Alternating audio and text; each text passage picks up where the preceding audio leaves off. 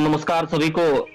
आज हम फिर एक बार पुनः जुड़ चुके हैं डिबेट में। हमारे साथ पंचायत सहायक संघ के पदाधिकारीगण मौजूद हैं, जिसमें आफाक अहमद जी, हर्षिता सिंह जी, अंकित कुमार जी और शिवम जी, और ये क्या बोलते हैं, इनका नाम तो नहीं पता मुझे फिलहाल, क्योंकि इन्होंने अपना नाम डाला नहीं। तो आप सभी का हार्दिक हार्दिक स्वागत है। आज हम बात करेंगे पंचायत सहायक संघ को लेकर के। सबसे पहले हम हर्षिता जी से जानना चाहेंगे कि आखिर में जो ये संगठन बनाया गया है पंचायत सहायक संघ, यह क्यों बनाया गया है? हर्षिता जी। जी बंधुओं नमस्कार। आपके चैनल के माध्यम से सभी को हम सादर प्रणाम करते हैं। देखिए, पंचायत सहायक संघ के विषय में यदि जानकारी चाहिए तो पंचायत सहायक संघ एक ऐसा प्लेटफॉर्म तैयार किया गया है जहां पे सभी पंचायत सहायकों की समस्याओं का निदान होता है। क्योंकि उनका मानदेय जो 6,000 है उसमें कोई भी उनके लिए आवाज उठाने के लिए तैयार नहीं है, तो हम सभी पंचायत सहायक मिल करके स्वयं से एक ऐसा प्लेटफॉर्म तैयार किए हैं जिससे अपनी आवाज हम सरकार तक पहुंचा सकें और अपने किसी भी पीड़ित भाई बहन को हम उनकी आवाज बन करके, उनकी ढाल बन करके सरकार तक उनकी हर संभव मदद कर सके। चलिए, बहुत बढ़िया। जैसा कि अब हमारा दूसरा क्वेश्चन आता है कि आखिर में पंचायत सहायक संघ का उद्देश्य क्या है। तो ये बातें शिवम जी बताएंगे। शिवम पुरोहित जी, आखिर में पंचायत सहायक संघ का उद्देश्य क्या है?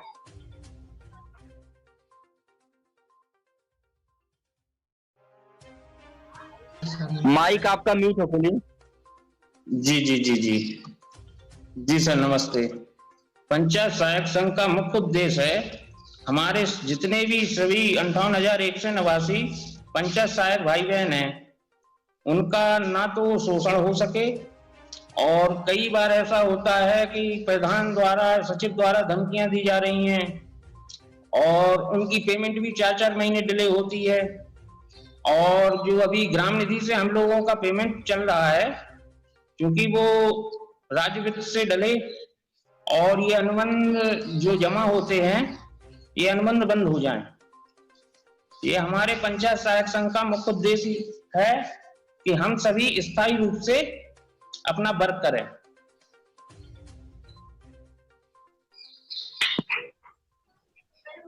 चलिए, ठीक है। जैसा कि अब हमारा तीसरा क्वेश्चन ये रहेगा कि आखिर में पंचायत सहायक संघ, अगर जैसा कि आपने कहा कि हमारा उद्देश्य है कि पंचायत सहायक संघों की मानदेय को उठाना, अगर किसी पंचायत सहायक संघ का मानदेय अगर नहीं मिल रहा है किसी के द्वारा, किसी भी कारणवश अगर उनका पंचायत सहायक संघ का मतलब सदस्य का अगर मानदेय नहीं मिल पा रहा है, तो उसके लिए आप क्या कर सकते हैं? अंकित जी।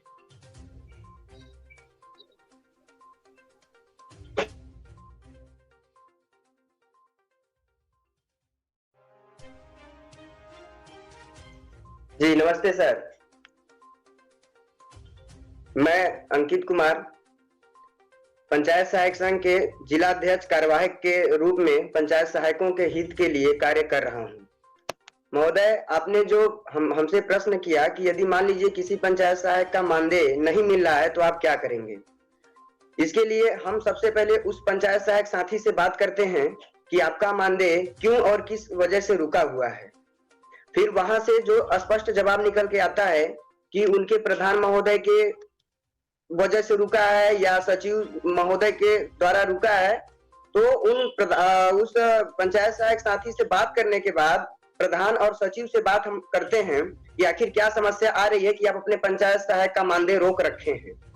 फिर सचिव या प्रधान के द्वारा हमें स्पष्टीकरण प्राप्त होता है और उनका मानदेय हम सब पदाधिकारी मिल करके जितना संभव प्रयास होता है करके उनका हम सब मानदेय लगवाते हैं।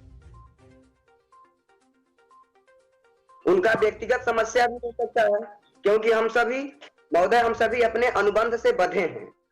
अनुबंध से इसलिए हम लोग बंधे हैं कि हम लोग प्रधान और सचिव के मर्जी से काम करते हैं। हमारा भी इच्छा करता है कि मैं भी एक कर्मचारी हूं, मैं लोगों के लिए, अपने ग्रामवासियों के लिए मतलब ऐसा कार्य करें कि हमारा नाम हो, हमारे ग्राम पंचायत का नाम हो। लेकिन हमें वो करने नहीं दिया जाता।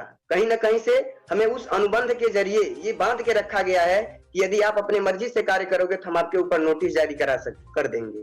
तो महोदय, हम लोग कहीं ना कहीं से बंधे हैं, जिसकी वजह से हम लोगों को मानदेय की समस्याओं का सामना करना पड़ रहा है।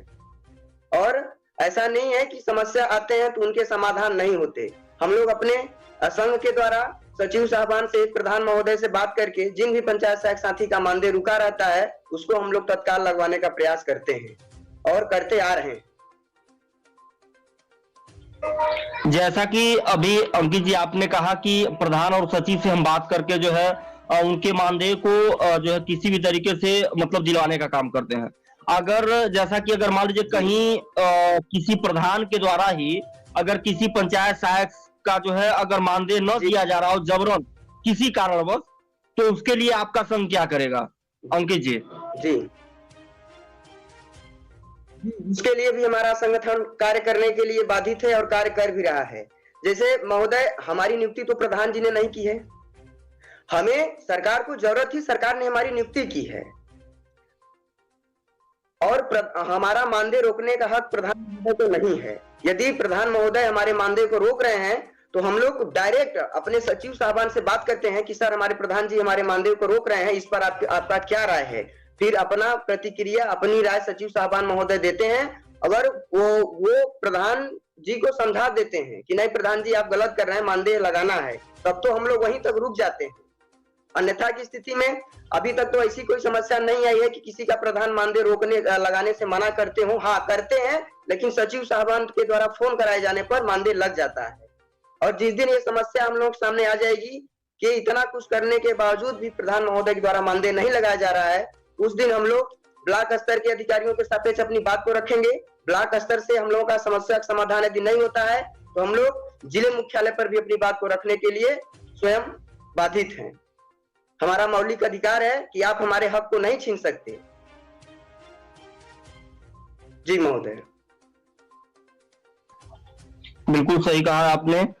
एक चीज और है कि आखिर में आपके पंचायत सहायक संघ में कुल कितने सदस्य हैं, कितने महिलाएं हैं और कितनी पुरुष हैं? आफाक जी।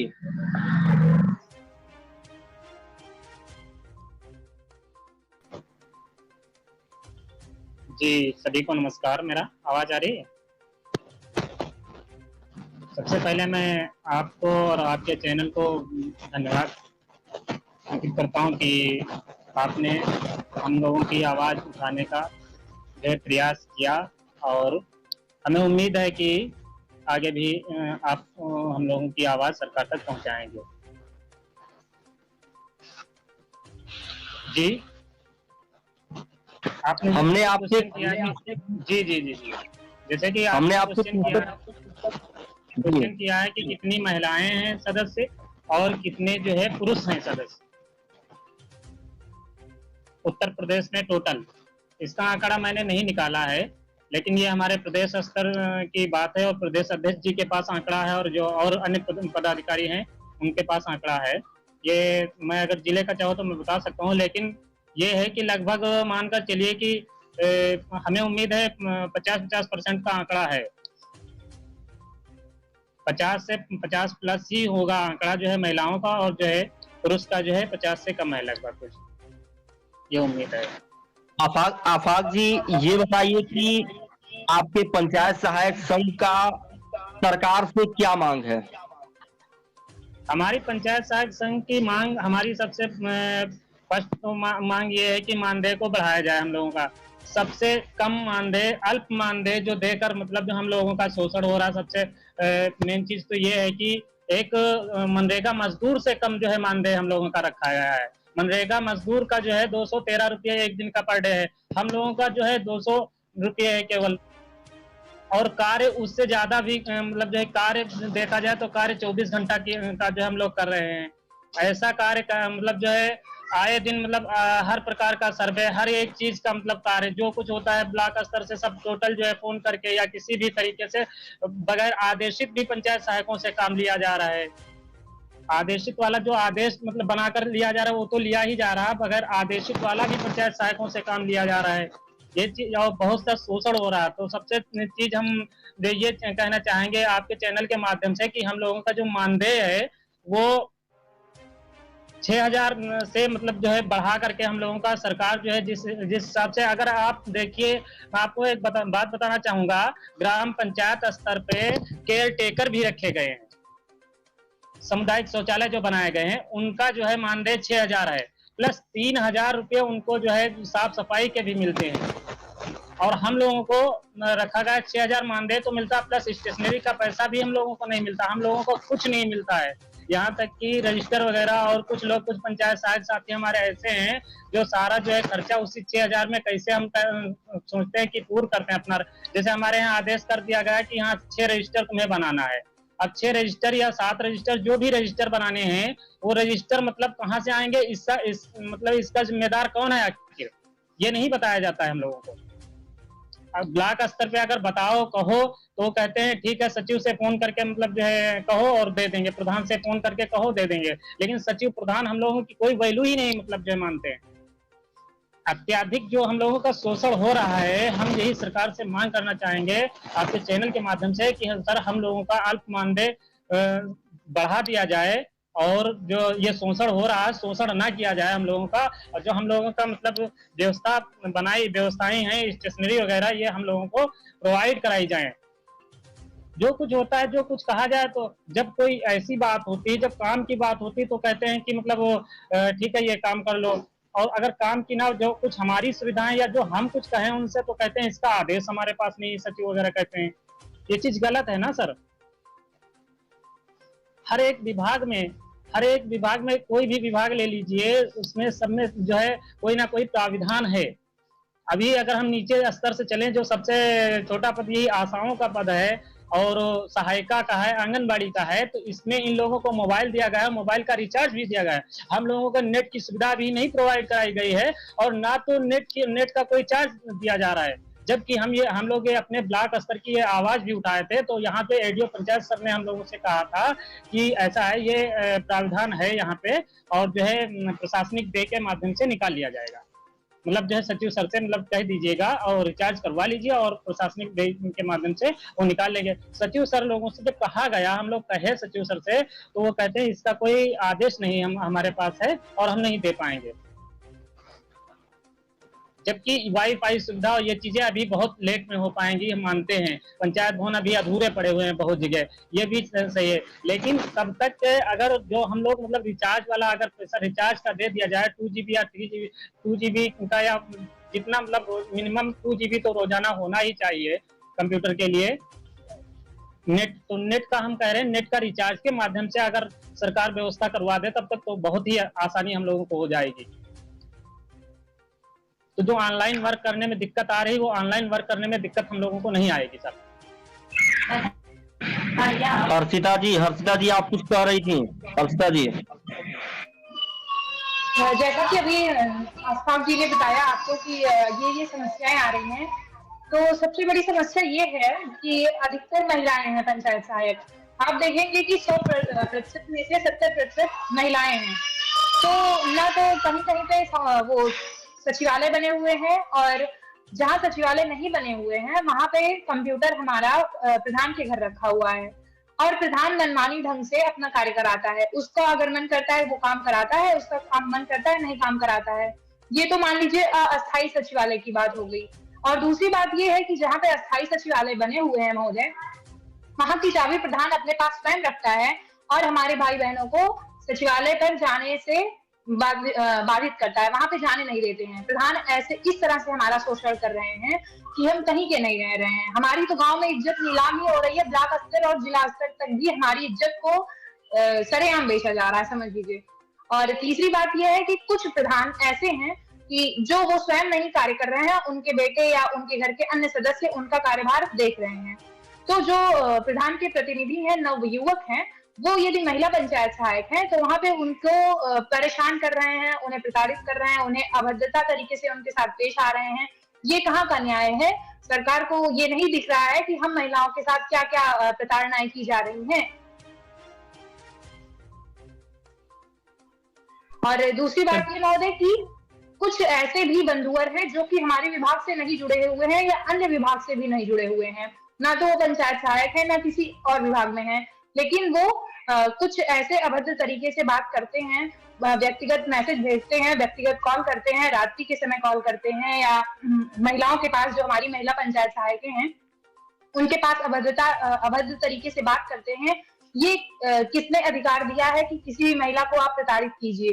क्या यही है भारत का संविधान? किसी दृष्टि से देखा जाएगा भारत की नारियों को, इसीलिए सशक्तिकरण चलाया गया है? इसका जवाब हमें कौन देगा? नहीं, देखिए हर्षिता जी, अभी आपने जो कहा कि मतलब इस तरह का आप लोगों के साथ अगर होता है तो सरकार ने जो तमाम प्रकार की सिस्टम चलाई है, जैसे महिला सशक्तिकरण आपने कहा, तो जो नंबर उन्होंने जारी किया, हेल्पलाइन नंबर जो उन्होंने जारी किया, उन नंबरों पे आप कॉल कीजिए, उस पे आप अपनी समस्याओं को बताइए कि हमें इस तरह से प्रताड़ित किया, चाहे वो प्रधान कर रहे हो या प्रधान के गुर्गे के यानी प्रधान के लोग कर रहे हो या कोई भी XYZ कोई भी व्यक्ति हो, अगर वह आप लोगों के साथ इस तरह का अभद्र व्यवहार कर रहा है तो आप सरकार द्वारा हेल्पलाइन नंबरों पर जो है आप तत्काल संपर्क करें और उनकी शिकायत करें।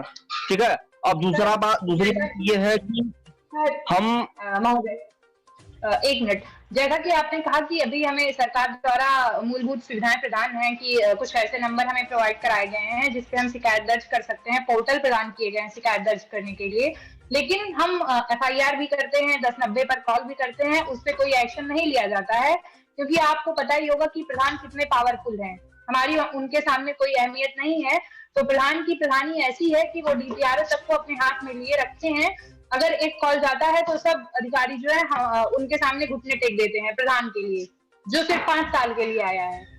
तो इस पर हम क्या करें? कहाँ FIR करें, कहाँ पे क्या करें? अपनी समस्या को किसे सुनाएं? सभी तो बिके हुए हैं, सारे अधिकारी बिके हुए हैं। नहीं, बिल्कुल बिल्कुल, आपने जो बात कहा मैं उस बात से सहमत हूं, बट एक चीज आपको ध्यान रखना होगा कि आप जो भी क्या बोलते हैं, अगर सरकार के मतलब पोर्टल पे अगर आप शिकायत कर रही हैं या फिर 1090 पे जो है आप कॉल करके शिकायत कर रही हैं, इन सारी चीजों का रिकॉर्डिंग आप रखिए, और एक बार फिर आप जो, जैसा कि आपके संघ ने एक ट्विटर अभियान चलाया था, तो एक बार जरूर जो है अपने संबंधित अधिकारी को ट्वीट में जो है टैग करके, जैसे मान लीजिए अगर जिस जोन का मामला है उस जोन के अधिकारी को, और जिस डिस्ट्रिक्ट का मामला उस डिस्ट्रिक्ट के SP को आप टैग करके अपनी पीड़ा बताइए, वहां पे तत्काल एक्शन होगा। ठीक है। और दूसरी बात यह है कि इस बेरोजगारी के समय में जो सरकार ने आप लोगों को इतना रोजगार, मतलब एक पंचायत सहायक के रूप में बेरोजगारी को दूर करने के लिए जो एक रोजगार मुहैया कराया है, इस पे आपकी क्या राय है शिवम पुरोहित जी? शिवम जी। जी महोदय जी, एक बार फिर से सवाल उत्पन्न करें। हमने सवाल किया कि जो इस बेरोजगारी के समय में सरकार ने जो यह पंचायत सहायक के रूप में एक रोजगार मुहैया कराया है आप लोगों को, इस पर आपकी क्या राय है? हमारी राय बहुत अच्छी है, लेकिन सरकार ने जो हम लोगों को सुविधाएं दी जा रही हैं सरकार द्वारा, वो अधिकारी लोग अभी तक किसी भी पंचायत भवन में या सचिवालय में अभी तक नहीं उपलब्ध करा पाए। कई पंचायत भवनों में तो अभी तक लाइट भी नहीं पहुंची है। अब वहां पर हमारे भाई बहन जो भी पंचायत सहायक हैं, उन लोगों से बोला जा रहा है कि आप लोग बैठिए। किस तरीके से बैठे? अभी तो ठीक है, सर्दी थी, आगे चल के गर्मी का मौसम आता है, जहाँ पे पंखा भी नहीं लगा हुआ है, जहाँ पे टेबल भी नहीं है, कुर्सी भी नहीं है। कई पंचायत भवनों में ऐसी भी स्थिति है। क्योंकि जो सरकार द्वारा हम लोगों को सुविधाएं दी जा रही हैं, वो अधिकारी लोग अभी तक उपलब्ध नहीं करा पाए। तो हमारा कहना यही है कि सरकार ने जो 6,000 रुपए रखा है हम लोगों को, आगे क्या भविष्य बनता है वो सरकार बताएगी, लेकिन जितना अभी उन्होंने जो सुविधाएं दी जा रही हैं वो अधिकारी लोग उपलब्ध कराएं सभी को, तभी सही तरीके से ग्राम सचिवालय चल पाएगा। क्योंकि अभी कुछ समय पहले CSC भी मिली है, डिस्ट्रिक्ट ID, वो भी अभी किसी भी हमारे झांसी जिले में किसी भी पंचायत सहायक को एक्टिवेट नहीं हुई है। सिर्फ ID और पासवर्ड दे दिया गया है, ID पासवर्ड दे दिया गया है, लेकिन उसमें कोई भी जो वॉलेट में पैसा डाला जाता है वो अभी तक नहीं डाला गया है किसी भी पंचायत में। हमारे जिले में 496 पंचायतें हैं, इसमें एक भी पंचायत अभी ऐसी नहीं है कि 2-4 पंचायतें छोड़ के जिसमें इंटरनेट की सुविधा हो, जिसमें जो फैसिलिटी सरकार से दी जा रही है, इन्वर्टर, लाइट का कनेक्शन, सोलर पैनल, जी कोई भी पंचायत में नहीं उपलब्ध है। अगर 1-2-4 पंचायतों में, तो वो अपना ठीक तरीके से कार्य कर रहे हैं हमारे पंचायत सहायक भाई बहन। कुछ पंचायत सहायक ऐसे भी हैं कि जो नहीं बैठ पाते उस समय के लिए, लेकिन उनके ऊपर इतना शोषण होता है कि एक दिन अगर वो अनुपस्थित कुछ ही घंटे रहते हैं तो उनको ये मान ली जाती है कि आप अनुपस्थित थे, इसका स्पष्टीकरण दें। कई प्रधान ऐसे हैं जो हमारे पंचायत सहायक भाइयों बहनों को 11 महीने का अनुबंध पूर्ण होने के बाद हटाना चाहते हैं कि ये प्रधान द्वारा शोषण बहुत ज्यादा हो रहा है। और कुछ हमारे ऐसे भी हैं पंचायत सहायक जो पंचायत सहायक नहीं है, यूनियन नाम से एक संघ चला रहे हैं। अब वो संघ किसका है या किस तरीके का है, उनका क्या उद्देश्य है, ये कोई पता नहीं जानता। सिर्फ वो ये चाहते हैं कि हम लोग जो एकजुट हैं 58,189 पंचायत सहायक, ये बिखर जाएं, एकजुट ना हो पाए। क्योंकि हमारे अध्यक्ष जी माननीय शिवेंद्र प्रताप सिंह जी हैं, क्योंकि उनके निर्देशन में ये पूरा संघ चल रहा है। तो आज उनके जो उद्देश्य है हम सभी को एकजुट करने का, वो हम तो एक सिपाही हैं उस संघ के, सभी को एकजुट आगे भविष्य में हो जाएंगे कुछ समय बाद। लेकिन जी जो यूनियन वाले हैं, क्योंकि जो कि ना कि पंचायत सहायक हैं, ना इनका कोई इनसे लेना देना है पंचायत सहायकों से, जो तोड़ने की प्रतिक्रिया कर रहे हैं, इनको हम आज एक संदेश देना चाहते हैं कि उनकी कोशिश कितनी भी रहे, लेकिन एक दिन हमारा संगठन इतना मजबूत बनेगा कि उनको मुंह तोड़ जवाब देगा और हर तरीके से। लेकिन जो हमारे प्रदेश अध्यक्ष जी हैं शिवेंद्र प्रताप भैया जी, उनका बहुत बहुत धन्यवाद कि उन्होंने हम लोगों को इतने काबिल समझा कि आपके साथ बातचीत करने का मौका मिला। और आपको भी बहुत बहुत धन्यवाद कि हमें इतना लायक समझा आपने कि आपने कुछ हमसे सवाल पूछे, क्योंकि हम टूट फूट जो भी जवाब दिया है वो अपने दिमाग से दिया है, और उसके अगर कोई गलती हो उसके लिए क्षमा याचना। हमारा आखिरी सवाल है कि अब तक आपने कितने पंचायत सहायकों की मदद की है और आखिर में कितने लोगों को आपने न्याय दिलाया, और किस तरह से उनकी समस्याओं तक आप, मतलब उनकी समस्याओं को आप पकड़ते हैं या उनकी समस्याओं को आप प्राप्त करते हैं? हर्षिता सिंह जी। सर देखिए, जैसा कि अभी भाई साहब ने, शिवम भाई साहब ने कहा कि पंचायत सहायक यूनियन के नाम से एक मिनट सर जी, तो अभी सर ने जैसा बताया कि यूनियन के नाम से एक संघ संचालित हो रहा है। तो सर हम बता दें आपको कि पहले हम एक थे, कुछ भाई बहन हमारे ऐसे हैं कि जो पंचायत सहायक के पद पे नहीं कार्यरत थे, तो जब वो उनकी सच्चाई पता चली तो उन्हें हम संघ से बहिष्कृत किए। माननीय अध्यक्ष जी ने उन्हें बताया कि भाई आपका यहाँ काम नहीं है, यहाँ से पंचायत सहायक रहते हैं, पंचायत सहायकों का ये संघ है, ये उन्हीं के लिए अलाउड है। तो उन्हें बहिष्कृत कर दिया गया एक तरीके से समझिए। फिर वो जो है लोगों को भड़काने का काम करने लगे। असल में सच्चाई यही है कि जब आपको किसी भी जगह से निकाला जाएगा तो स्वाभाविक है कि आपका गुस्सा जो है बढ़ेगा। तो उनके भी ज्वाला भड़क उठी और वो सिर्फ हमारे भाई बहनों को जो है मार्ग से हटाने का काम कर रहे हैं, और एक तरीके से समझ लीजिए कि वो संघ को नीचे गिराने का काम कर रहे हैं। लेकिन हमारा संघ इतना मजबूत है कि वो किसी भी प्रकार से नीचे गिरने वाला नहीं है, क्योंकि वहां पे 58,189 भाई बहनों का हाथ है, एक साथ सब खड़े हैं और एक साथ सबकी आवाज उठाते हैं। अभी हाल ही में हमारे जिले में एक दुर्घटना घटी है, मार्मिक घटना है कि एक पंचायत सहायिका थी, उनके पति की निर्मम हत्या कर दी गई प्रधान के द्वारा। तो वहां पे हमारे के यहाँ 1000 ग्राम पंचायतें हैं, 1000 पंचायत सहायक है, चाहे वो यूनियन में हो चाहे वो संघ में हो, लेकिन ऐसी परिस्थिति में वो एक साथ होकर के उनके घर गए। ये है संघ, ये है हमारे संघ की जो है काबिलियत कि हम सभी एक हैं, लेकिन अगर कोई आता है तोड़ने हमको तो हम उनको भी तोड़ सकते हैं, उनको हम मटिया मेट कर देंगे। इसलिए कोई भी यदि हमारे संघ के ऊपर या हमारे पंचायत सहायक भाई बहनों के ऊपर आंख उठा करके देखेगा तो फिर सर क्या ही होगा उसका भगवान ही जाने। और दूसरी बात ऐसी है कि प्रधान या सचिव के द्वारा प्रताड़ना कम हो रही है, जितनी हमारी बहनों के साथ प्रताड़ना हो रही है यूनियन के माध्यम से, जो उसमें कुछ भाई बंधु ऐसे हैं कि जो नाम ले लेकर के अपने ग्रुपों में चिल्लाते हैं, रात्रि के समय मैसेज करते हैं कि आइए भोजन करिए, ऐसा करिए, वैसा करिए, नाम ले लेकर के उसमें बातचीत होती है। बताइए, जो भी आपके साथ भाई बहन जुड़े हुए हैं यूनियन में, उनके सामने आप किसी की छवि